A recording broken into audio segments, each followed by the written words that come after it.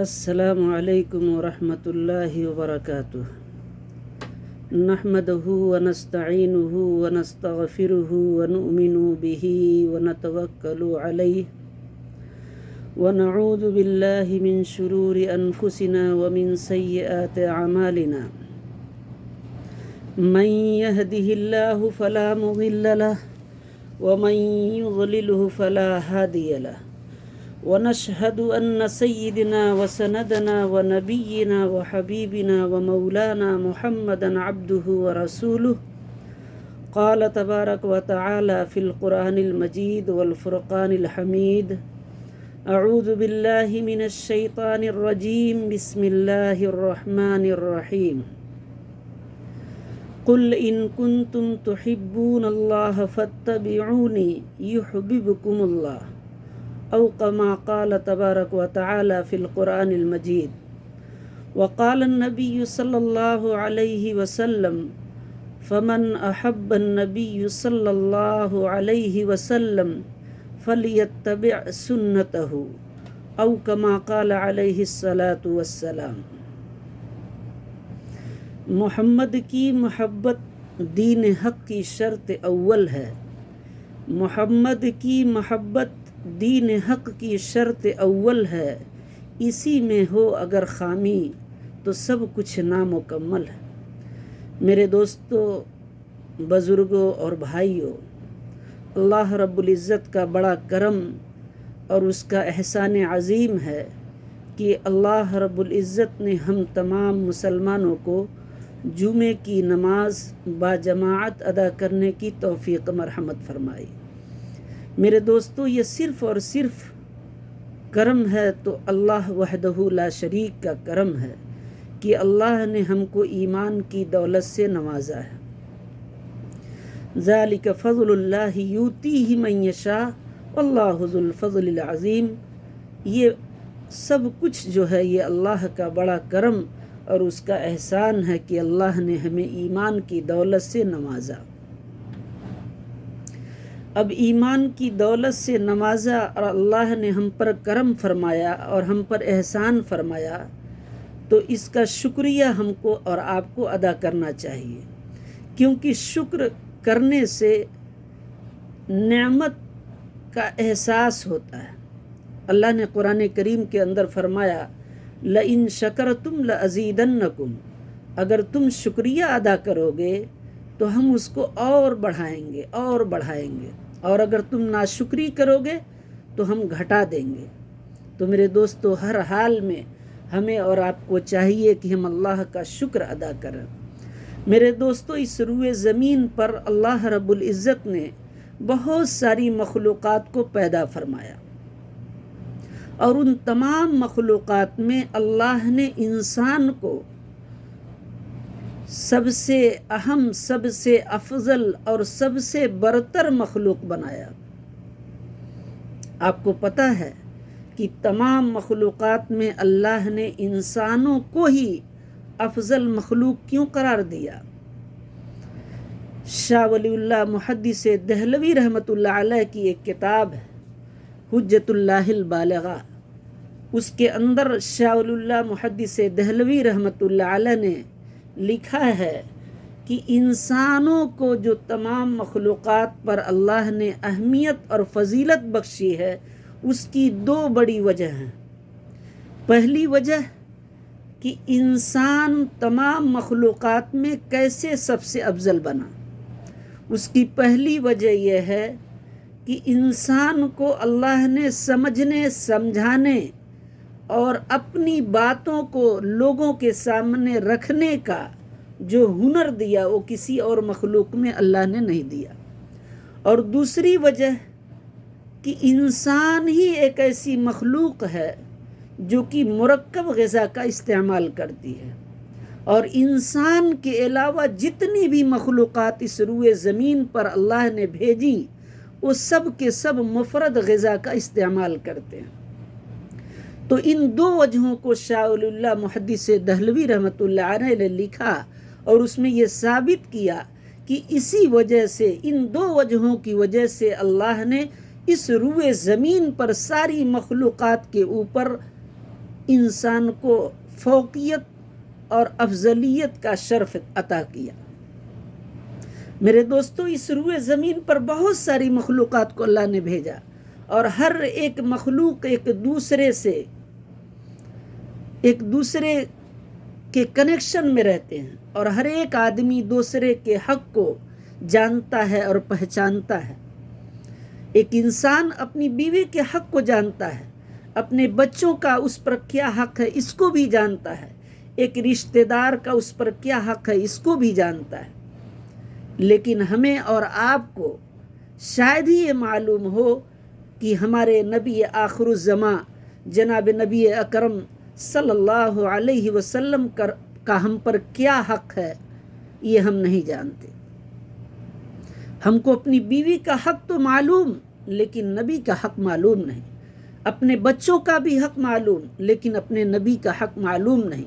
अपने पड़ोसी का भी हक़ हमको मालूम, लेकिन नबी अकरम जनाब मुहम्मदुर रसूलुल्लाह सल्लल्लाहु अलैहि वसल्लम का हम उम्मतियों पर क्या हक़ है, ये हमें मालूम ही नहीं।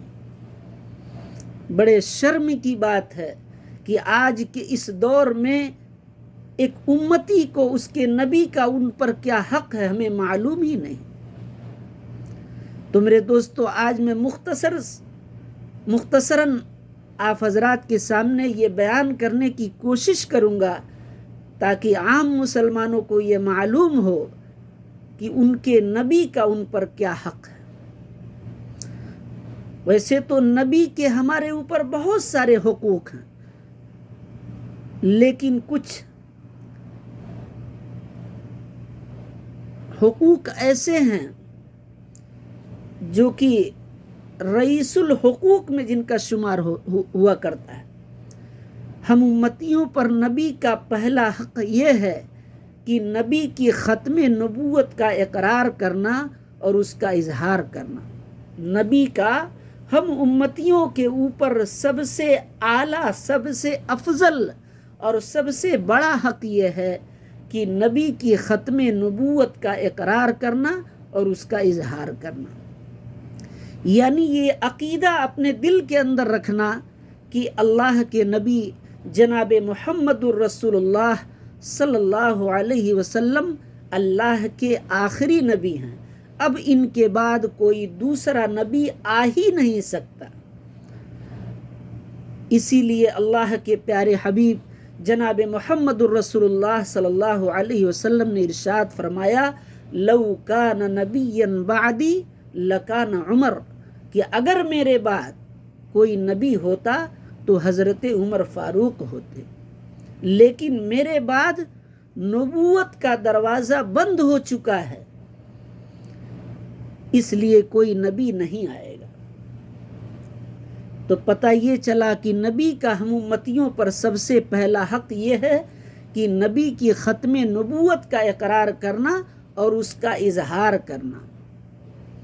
और दूसरा हक़ नबी का हम उम्मतियों के ऊपर ये है कि नबी की अल्लाह की ज़ातो सिफ़ात के बाद सबसे ज़्यादा एहतराम अगर किसी का किया जाए तो नबी करीम सल्लल्लाहु अलैहि वसल्लम की ज़ात का किया जाए। तो दूसरा हक़ ये है हम उम्मतियों के ऊपर नबी का कि अल्लाह की ज़ात और उसकी सिफ़ात के बाद अगर कोई ज़ात जो सबसे ज़्यादा काबिल एहतराम है तो नबी करीम सल्लल्लाहु अलैहि वसल्लम की ज़ात गिरामी है। इसीलिए अल्लाह के प्यारे हबीब जनाब मुहम्मदुर रसूलुल्लाह सल्लल्लाहु अलैहि वसल्लम ने फरमाया, फ़मन अहब्बन नबी सल्लल्लाहु अलैहि वसल्लम फलयत्तबि' सुन्नतहु, कि जो शख्स ये दावा करे कि वो अल्लाह के नबी से सच्ची मोहब्बत करता है, नबी का सच्चा आशिक है और नबी का सच्चा दीवाना है, तो उस पर ये ज़रूरी है, उस पर ये फ़र्ज़ आयद होती है कि वो नबी करीम सल्लल्लाहु अलैहि वसल्लम की सुन्नत के मुताबिक अपने आप को ढाल ले। यानी उसका जो भी ज़िंदगी में काम हो, उठना बैठना चलना फिरना सोना खाना शादी ब्याह खुशी हो या गम, ہر چیز میں وہ اللہ کے پیارے نبی جناب محمد الرسول اللہ صلی اللہ علیہ وسلم کی سنت کو پیش نظر رکھے تو پتہ یہ چلے گا کہ وہ نبی کا سچا عاشق ہے، اس کے دل میں نبی کی محبت ہے۔ اور تیسرا حق نبی کریم صلی اللہ علیہ وسلم کا ہم امتیوں کے اوپر یہ ہے کہ اللہ کی ذات اور اس کی صفات کے بعد سب سے زیادہ اگر کسی کے حکم کی تعمیل کی جائے تو نبی آخر الزماں کالی کملی والے آقا جناب مولا محمد الرسول اللہ صلی اللہ علیہ وسلم کے احکام کی تعمیل کی جائے۔ اسی لیے اللہ کے پیارے حبیب جناب محمد الرسول اللہ صلی اللہ علیہ وسلم نے ایک جگہ ارشاد فرمایا، من یطع اللہ ورسولہ فقد فاز فوزا عظیما، کہ جو شخص اللہ اور اللہ کے پیارے حبیب جناب محمد الرسول اللہ صلی اللہ علیہ وسلم کی اطاعت کرے اور ان کی فرما برداری کرے تو فقد فاز فوزا عظیما، تو یہ سمجھ لو کہ اس دنیا کے اندر اور آخرت کے اندر سب سے بڑا کامیاب آدمی ہے۔ تو اللہ اور اس کے رسول کی اطاعت کو کامیابی کا ضامن بتایا اللہ کے پیارے حبیب نے اپنی اس کلام میں۔ اور نبی کریم صلی اللہ علیہ وسلم کا تیسرا اور آخری حق جو کہ ہم امتیوں پر ہے، وہ حق یہ ہے کہ نبی کریم صلی اللہ علیہ وسلم کی ذات پر کثرت سے درود و سلام پڑھا جائے۔ آخری حق نبی کریم صلی اللہ علیہ وسلم کا ہم امتیوں پر یہ ہے کہ نبی کریم صلی اللہ علیہ وسلم پر کثرت کے ساتھ درود و سلام پڑھا جائے۔ اسی لیے اللہ کے پیارے حبیب جناب محمد رسول اللہ صلی اللہ علیہ وسلم نے ایک جگہ ارشاد فرمایا کہ سب سے بخیل شخص وہ ہے کہ جس کے سامنے میرا نام لیا جائے اور مجھ پر درود نہ بھیجے۔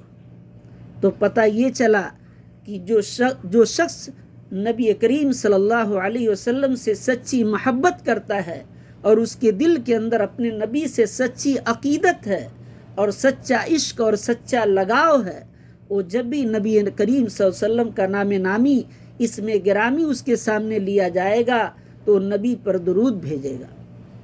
یہیں پر رک کر ایک بات یہ عرض کر دوں کہ نبی کریم صلی اللہ علیہ وسلم پر کثرت سے درود پڑھنا یہ نبی کا انفرادی حق ہے، یہ اجتماعی حق نہیں ہے۔ جیسا کہ آج کل ہمارے معاشرے میں یہ چلن ہو گیا ہے کہ میلاد کے موقع پر یا جلسے جلوس کے موقع پر چند لوگ کھڑے ہو کر نبی کریم صلی اللہ علیہ وسلم پر درود بھیجتے ہیں، جبکہ یہ ہمارا اور آپ کا یہ انفرادی حق ہے۔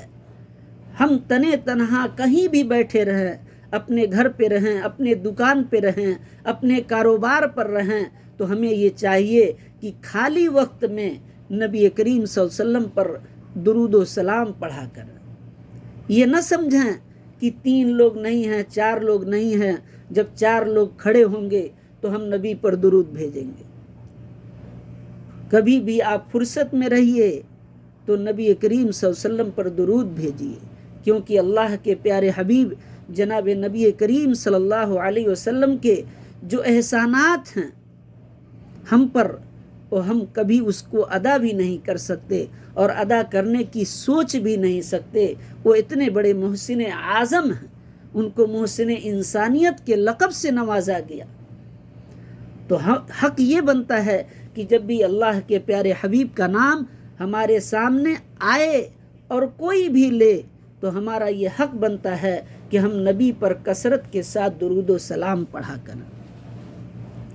تو پتہ یہ چلا کہ جو شخص اللہ سے سچی محبت کا دعویٰ کرتا ہے اور سچا عشق جس کے دل کے اندر اپنے نبی کے لیے ہے، تو میرے دوستو اس امتی پر نبی کے یہ چند حقوق ہیں جو ہم نے آپ کے سامنے بیان کیے۔